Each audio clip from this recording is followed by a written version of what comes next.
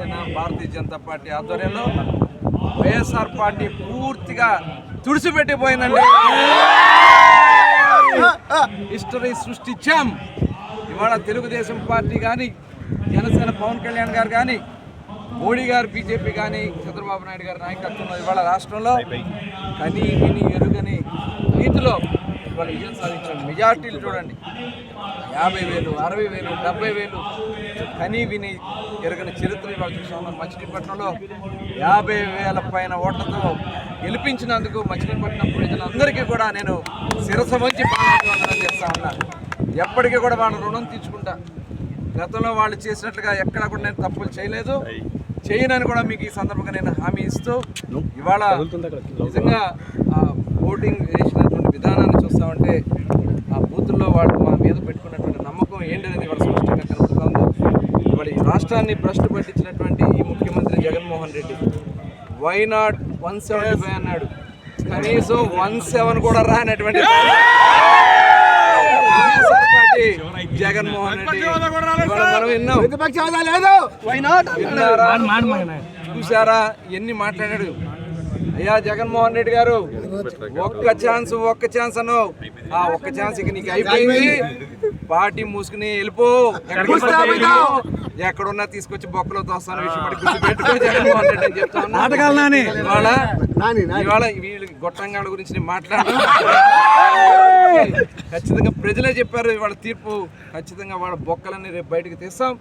వాళ్ళందరూ కూడా తగిన విధంగా చట్టం ద్వారా చేస్తామని కూడా ఈ సందర్భంగా తెలియజేస్తూ ఇవాళ కార్యకర్తలు, నాయకులు అహర్నిశలో కష్టపడ్డారు. నిజంగా మీడియా సోదరులు నన్ను ఎన్ని ఇబ్బందులు పెట్టినా, ఎన్ని కష్టాలు పెట్టినా, అర్ధరాత్రులను నన్ను మాయం చేయాలని వాళ్ళు ప్రయత్నం చేసినా నన్ను వెంటాడి కాపాడింది మీడియా సోదరులు, తెలుగుదేశం పార్టీ నాయకులు, కార్యకర్తలు ప్రతి ఒక్కరు కూడా పేరు పేరున నేను శిరస వంచి పాదాభివందనాలు చేస్తా ఉన్నా. మీరు ఏ నమ్మకం అయితే పెట్టుకున్నారో ఆ నమ్మకాన్ని తూచా తప్పకుండా చేసి మచిలీపట్నం నియోజకవర్గాన్ని కాదు ఈ రాష్ట్రంలో ప్రతి ఒక్కరికి తోడుగా చంద్రబాబు నాయుడు గారి ఆశీస్సులతో ఖచ్చితంగా అభివృద్ధి సంక్షేమ కార్యక్రమాలు ప్రజలకు అందిస్తామని కూడా ఈ సందర్భంగా తెలియజేసుకుంటూ ప్రధానమైనటువంటి జిల్లాని ఖచ్చితంగా ఇవాళ నమ్మకంతో ఉమ్మడి కృష్ణా జిల్లాలో ఒక్క సీటు కూడా ఇవ్వకుండా చిత్తుగా ఓడించారు. ఇవాళ మంత్రులకి, మాజీ మంత్రులకి దిక్కు లేకుండా చేసినటువంటి పరిస్థితి ఉంది. చేసినటువంటి దుర్మార్గాల వల్ల ఖచ్చితంగా ఒక ఆదర్శవంతమైనటువంటి ప్రాంతంగా కృష్ణా జిల్లాని, ఉమ్మడి కృష్ణా జిల్లాలో పూర్తి బాధ్యతలు అందరం కూడా తీసుకుంటామని ఇవాళ ఎవరైతే విర్రవీగారో అందరిలో పేర్ని నాని గారు, గుడివాడలో కొడాలి నాని గారు, యోగి రమేష్ గారు, వంశీ గారు, ఇట్లా అందరూ ప్రతి ఒక్కరు కూడా అందరికీ కూడా ప్రజలు తగిన రీతిలో, తగిన సమయంలో, తగిన విధంగా బుద్ధి చెప్పారు. చాలా ఉన్నాయి. ఎవరు తీస్తున్నారు? నువ్వు పెట్టుకున్నావట నీ పెద్ద చెప్తుంటేనే ఇంట్లో ఎవరు తీస్తున్నారు? దీంట్లో అడిగి నీ చెబుతున్నా ఇంట్లో నువ్వు అది పెడితే కట్ అయిపోతుంది, రావట్లేదు ఎవరికేం చెబుతున్నాను ఇంట్లో కట్టే నీ చెబుతుంటే ఇంట్లో ఇంకెందుకు అయిపోయింది. ఇవాళ బందరు పార్లమెంట్లో బాలశౌరి గారు కూడా దాదాపు 1,00,000 పైన ఆయన కూడా దగ్గర మెజార్టీకి ఆయన కూడా గెలవబోతున్నారు.